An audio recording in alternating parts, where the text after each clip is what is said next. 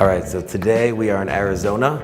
We're gonna check out Anthony Sarandrea, who is one of the biggest lead generation guys in the game right now. I've been generating leads for 9 years. I've never seen somebody make so many phone calls a day in such tough verticals. Refinance, debt, all the big ones. So they just moved into a new office. We're gonna go in there, check him out, and see what he has going on.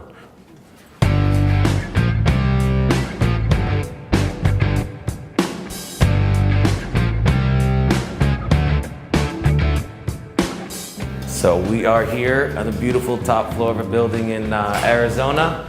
Gonna check out where it all goes down, where all the money gets made. And here he is. What up, Anthony? What's up, brother? How you doing, bro? How are you? Thanks Good for coming to to see visit, you. bro. Always good. Always a pleasure, bro.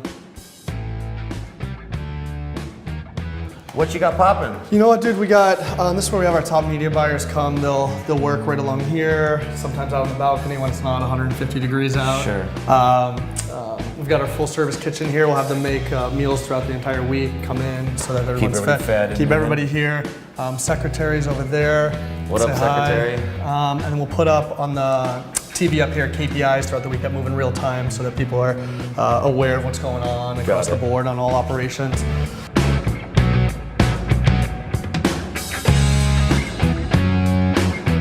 And then this is where our brainstorming room is, so everybody will come in here throughout the week. We get a lot of whiteboard sessions done. There's my partner Josh hanging out, getting some work done. Nice view out of here too, but yeah, this is where a lot of the magic goes down.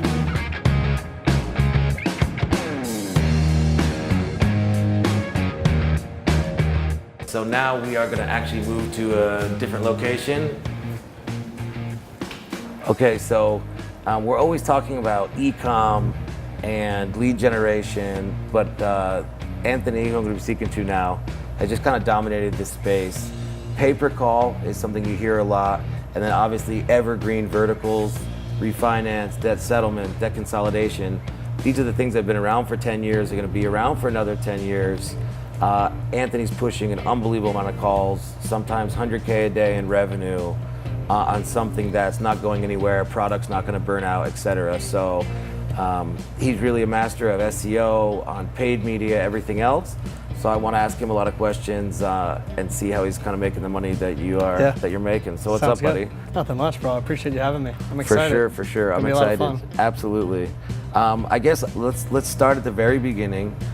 Click-through rate. When did you first hear the word click-through rate, and when did you even learn what this was? It's a good question. So it's funny, I was in the car with your partner earlier, and I was telling him my background of basically going door to door selling solar hot water systems at the age of 16. And he goes, "Oh, you've been in the lead gen space forever then, huh?" I was like, "No, I was going door to door selling solar panels." He's like, "No, that's lead gen." I was like, "You're right, it is lead gen." It's true. And it's funny because at the time I just knew how to talk to people, and that was it. I didn't even think of it as lead gen. And then I can get more into the story, but it was around probably about a year after that, after literally in 100-degree weather, selling solar hot water systems at 16, 17. So knocking on doors, straight up, walking around the neighborhood, knocking on the door, people closing the door in your face. Slamming, cursing at you, all True the above. sales. You grow some thick skin that way. Yeah, you learn how to gain trust real quick. And then how long from going on the doors, knocking on doors, till like digital stuff? It's a great question. So it was about a year later.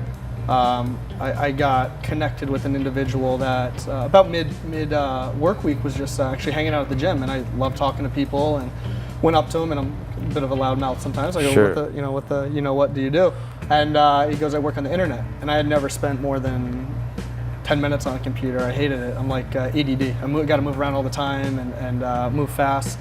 And anyway, so I ended up becoming friends with this individual. I asked if I could work for him. Turns out he was running a gaming software company for BlackBerries. So he was making games for BlackBerries.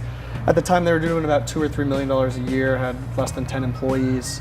Got involved with him just doing even as low as spreadsheet work. Just so I'd go in the morning, I'd personally train people at 5 a.m. I was a personal CrossFit trainer. Then I'd move into selling all day long, and then I'd go to his office in the afternoons, and then at night I'd be in school and taking online classes at ASU and things like that, and then getting to work out in myself, whatever it was, having some time with friends, family, things like that. But anyway, within the next 18 months, the company did $285 million in revenue. Way.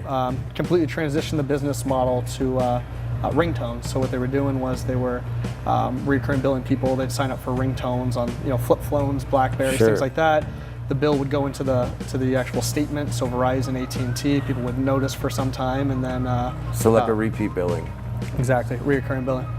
So just to be clear here, Yeah. so you started with them, they had just done a couple mil. Yep. You got with them, and you said how many employees were there at the time? I think there were six. There were Six employees? Yeah. And then you were with them until they hit 285 million, 18 months later, real fast. 18 months. Fast ride. Yeah. And how fast did they scale this staffing? There was interviews hour by hour coming in for whether it was reps, because we were doing a lot of affiliate work then too, affiliates pushing as Okay. well. A lot of engineers, things like that, helping build the back end around it and things like that. But Were the owners like right place, right time only, or right place, right time, and were also amazing executors? great question. I think right place, right time, but amazing dynamic and executors. And I think I learned at even before 18, just an incredible dynamic of partnerships, which we'll get into and Sure. what carried with me. But it's one individual who's very operationally minded, very cynical, not in a bad way, but in a ask questions, and then you've Skeptical. got skeptical. Then you've got the visionary. You've got the individual that's very run fast, and this is very optimistic, and in a good way too. And it's funny because I'm traditionally, if you ask anyone, one of the more optimistic people they've ever met. But in my partnership role, I play that operations role more than I Nice. do the other one. So When you left this business, they blew Yeah. up. You switched from there. What was next up? yeah, great question. So they ended up getting sued by all the carriers for about $200 million, all publicity play. Because what would happen is your mom or your sister would go, what the heck, Verizon, you've been billing me for the last 12 months for these ringtones. Right. And then eventually Verizon, which they were making a ton of money on the deal too, said, no, it was these guys, pointed fingers, publicity play. They ended up settling for $3 million, so everybody made For out. three? Three. So they ended up. That's not bad. It was a publicity move, 100% across the board publicity move. But everybody made out like bandits in the company, which was great. And I moved into consulting and then VCing internet-based businesses. So one of the partners, the operationally minded individual, and mind you, still I'm 18, 19 years old at this crazy, point, yeah. having a good amount of money, and under a 50-year-old man's guidance that has close to $100 million in his pocket at this point. Wow. So we're making acquisitions of premium domains, maternity.com, alovera.com, naveamericanjewelry.com, 6-7-figure domain names.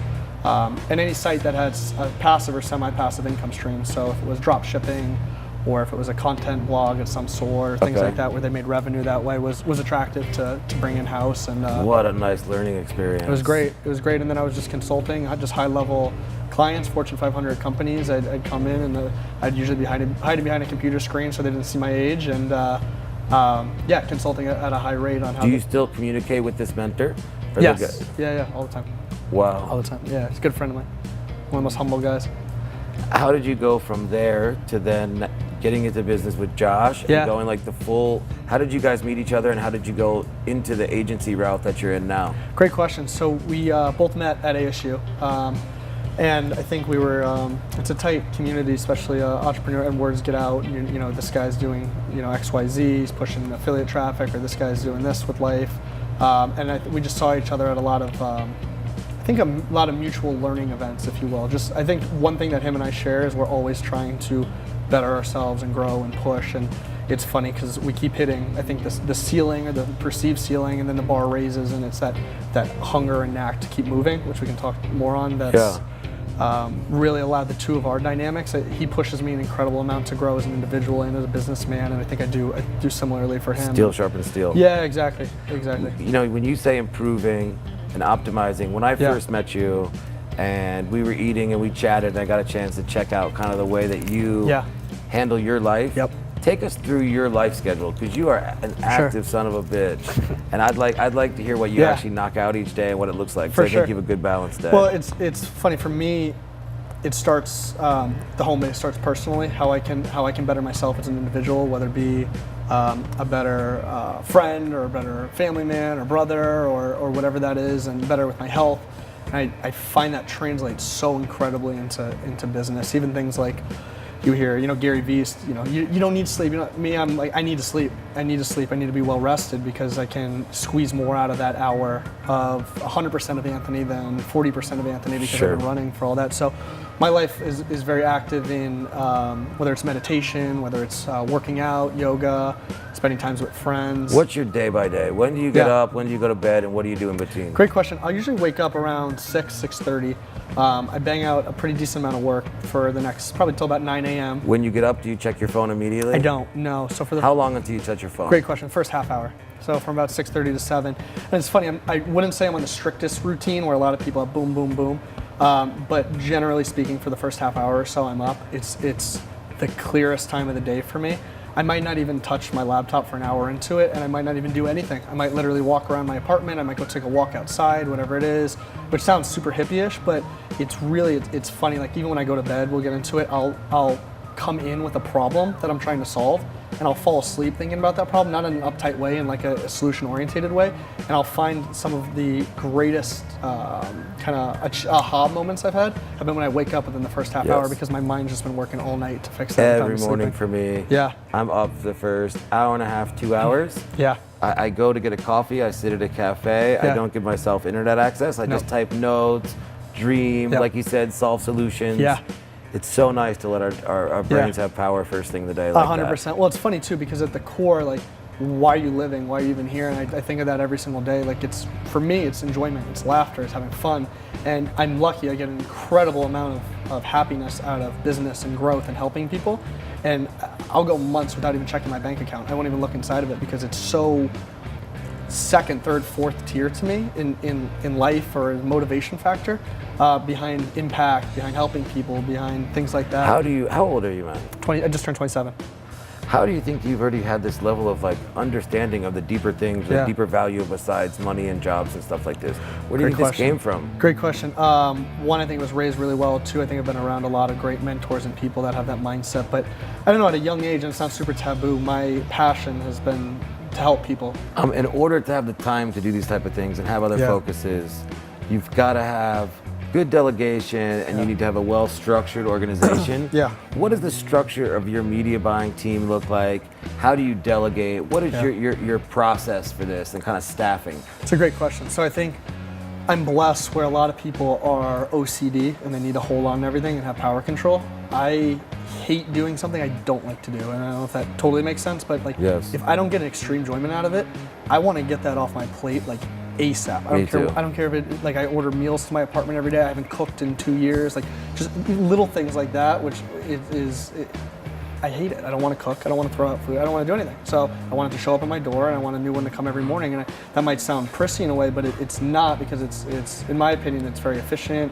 It's optimizing my talents and allows me to double down, triple down on what I love to do and what I'm good at. Right. So to answer your question, as far as what the structure looks like and the delegation, it'll move from an idea at its highest level, and it'll move through to, okay, now how can I either A, learn this well enough to hire for it or delegate it off, or B, can I find someone that I can really trust to be able to learn this and move with. So I started, when we grew our agency to a very large agency, and it still operates and runs today, it started with hiring friends and family, and I can get into kind of the motivation. Please, so tell me about the friends and family So some of the thing. motivation, and I think a lot of people in Barcelona might be able to relate to this. I got myself, going back to our story, to a level where financially I was making good money.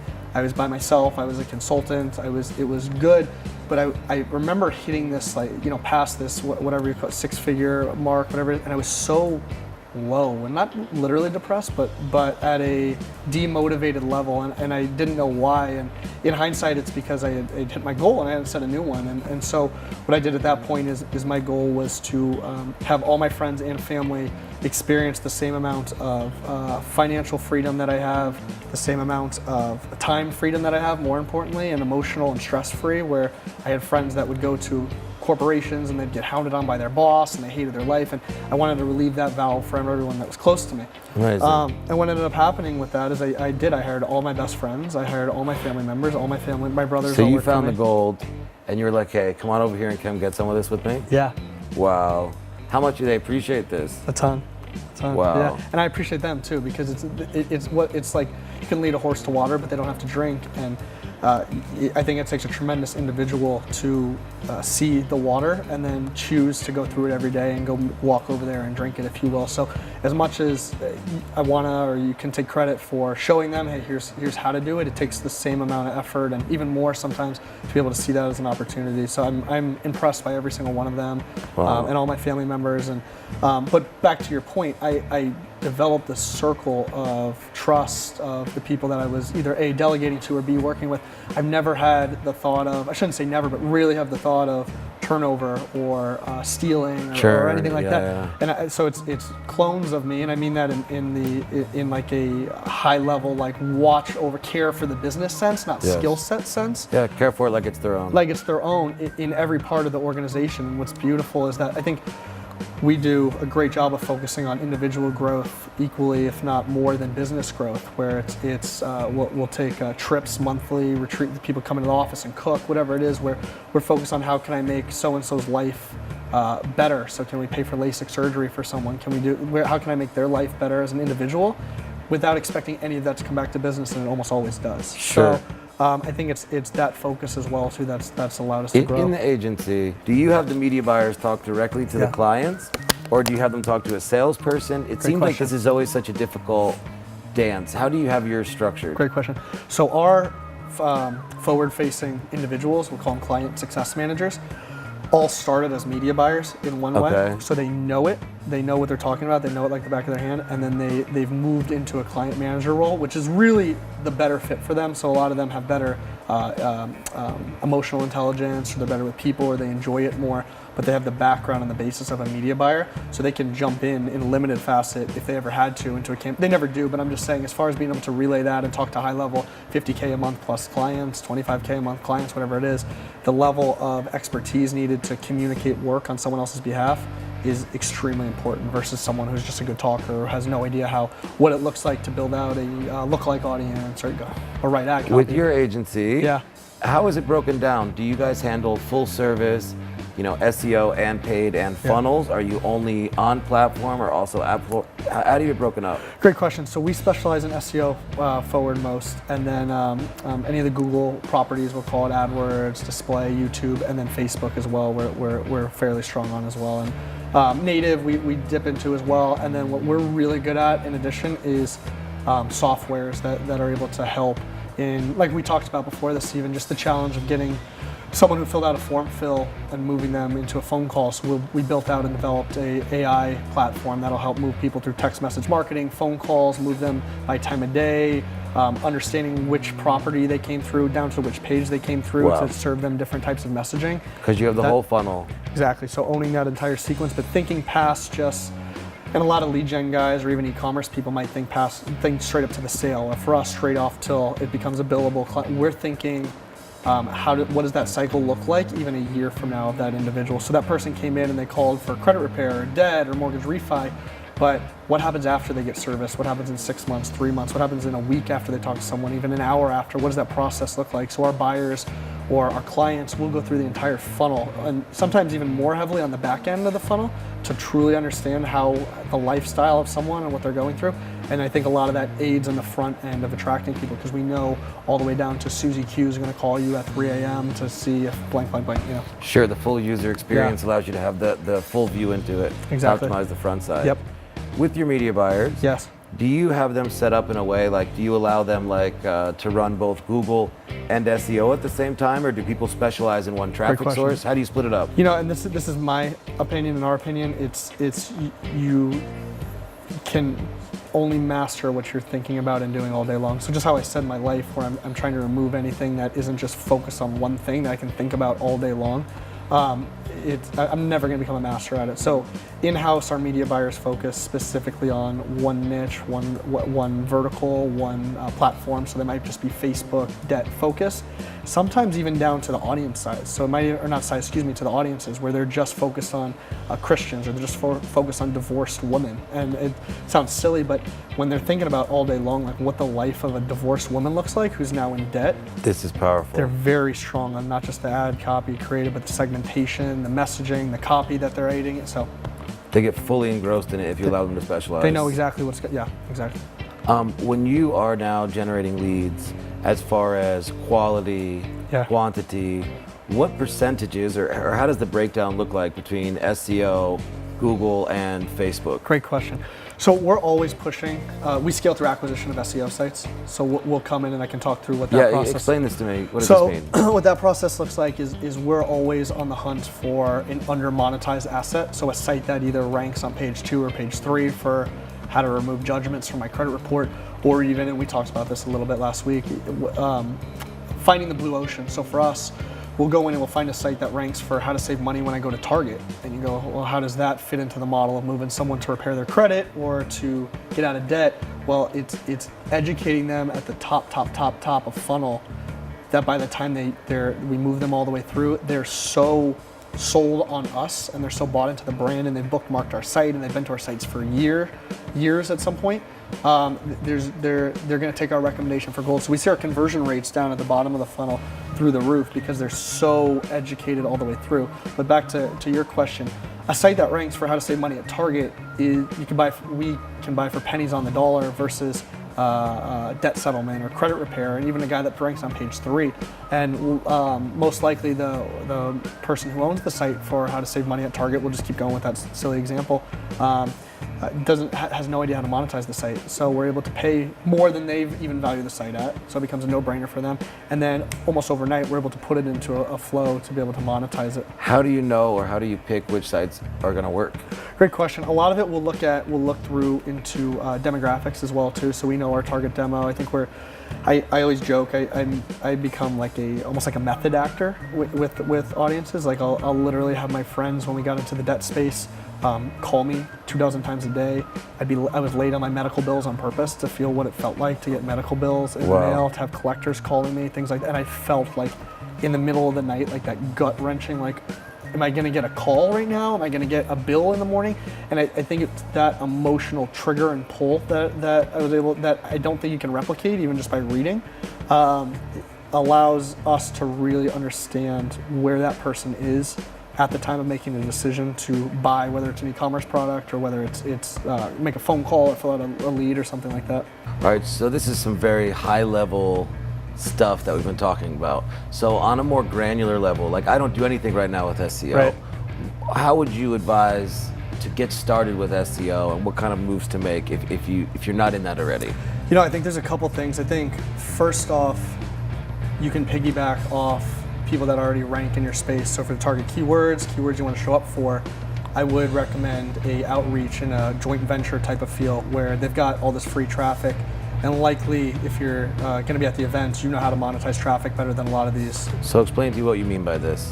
So a couple things. One is if somebody ranks, for instance, for us, let's say I was getting started day one, someone ranked for debt settlement or how to get out of debt, things like that, I would reach out to every single blog probably on the first 5 pages, specifically ones that aren't companies. So if they're not an actual settlement company themselves, they're like a mom or dad blog or something like that, whatever, a mom talking about how she got her family out of debt or something like that, I'd reach out to her and I'd first approach somewhere along the lines of, I love the content, it's very educational, had a question for you, is wanting to get your take on XYZ, ask a very intellectual question, get the conversation started, and then I'd move in to see either A, get that individual on the phone, or B, chat through some of the ways you might be, whether it's products, you have a product that you might be good to sell through that channel, or if it's actually driving leads through their site, or basically piggybacking off their traffic, I think is phenomenal. Like today you could start with. I think 2 is finding, back to our target example, finding blue oceans within your industry where everybody's eye isn't on. So for instance, we have a detox powder that we own that we acquired a site that talks about poop. So it's one of the biggest poop sites. Yes. So it's one of the biggest poop site. So it's a poop site. It literally talks about what happens if I don't go to the bathroom for 3 days, things like that, which sounds funny, and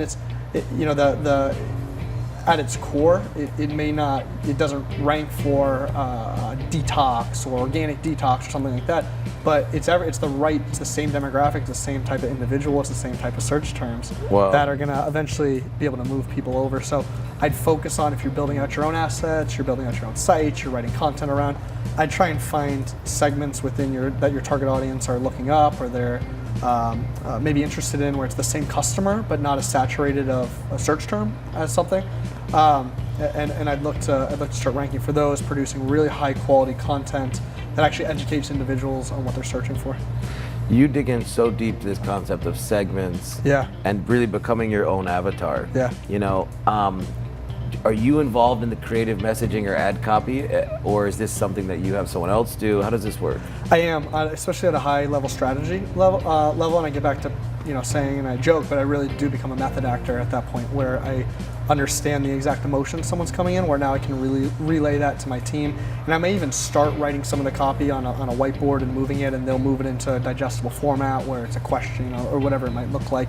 But the core elements of what are the emotional triggers we're pulling on that are going to motivate someone to move through the sales cycle, a lot of that strategy will come from myself, and then I'll proof it at the end too. So it'll move through my team the entire process to where it's ready to go live. Probably about ninth inning, I'll come in, maybe usually able to move it from 90% to 100 or 95% to 100, or as close to it as possible. I'm not going to say I move everything to 100%, but right. Point being, I'm involved a lot at the very beginning stages and at the very end stages, and I'm able to put my team on kind of rabbit holes to go learn more about someone being up at 5. Do debt settlement or do debt consolidation companies really call at 5 a.m.? They'll go look that up and they'll get into it and stuff like that, if that makes sense. With lead generation, one difficulty, especially with calls, Yeah. is that they just lose all their value if they're not going to be answered. Unlike Yes. forums, you get the form, reprocess the form the next day. So what that leads to is, on the SEO side for sure, because you can't turn it on and off. Right. And on the paid side, a lot of leads outside of hours. How do you handle that on the paid side? Definitely. So on the paid side, we never shut off campaigns. It kills the algorithm, specifically on Facebook for us, or it kills our CPAs. So what we do is we move the call to action, or the phone. A lot of times we'll push them to an actual form fill on the site.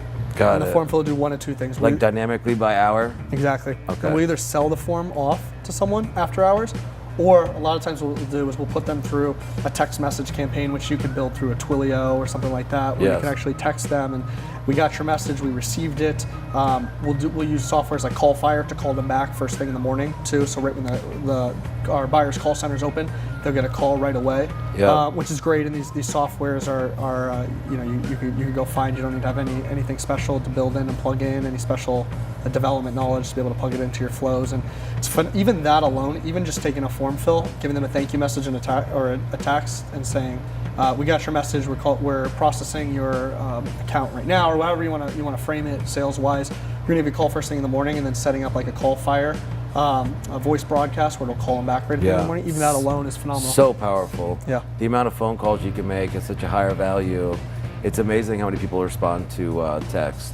Yeah, agreed. I mean, it's got to be careful for compliance reasons, but it is so underutilized, in my opinion, by a lot of marketers. Email, which is still converts great and is phenomenal, gets so cluttered by people. I mean, what is living? It's everybody's third arm basically is their cell phone next to them, and I'd be darned if most people aren't looking at their text messages multiple times throughout the day. So it's a really, in my opinion, it's a high amount of visibility versus getting lost in the clutter from marketing everywhere. Have you done much with Facebook Messenger along those lines? Yeah, we have, and it gets back to just to even answer where that question might be going. We'll do a lot of segmentation within the messenger. So always with the segmentation. You have to. I mean, it totally makes sense. I mean, I get ads that say, "Are you an ASU graduate that loves to play basketball? Here's tickets." And I'm like, it's perfect. No brainer, right? Versus, are you a basketball fan, or do you like sports? And it's so genericized where it doesn't stand out from the clutter, it doesn't stand out from the noise, and that's 90% of ads out there in advertising. They're not that drilled down. We'll literally get it down to you. You know, are you a 46-year-old male that watches Oprah that's African American? You need to call for this program right now. And it's that segmentation where all of a sudden it's this aha moment where it's almost like, wow, this program was literally made for me. Yeah. And it drives people incredibly because you're talking straight to them. So coming up now, Barcelona, July 17th. Yep. What are you looking to talk about, teach, or impart on people there? Yeah, great question. I think at its 10,000 foot level, highest level, lifestyle, and what I mean by that is how to balance what you're doing in life, what you're doing in work, delegation, things like that. And that might only be a few minutes of it, but I really do feel like that's going to be the most powerful takeaway from some of my talks. is going to be helping people learn how they can discover their true talent, what it is, focus on that, be able to get clutter off their plate and move to scale from a one-person shop, two-person shop, to really adding more value to their industry, to their world, to their market, things like that.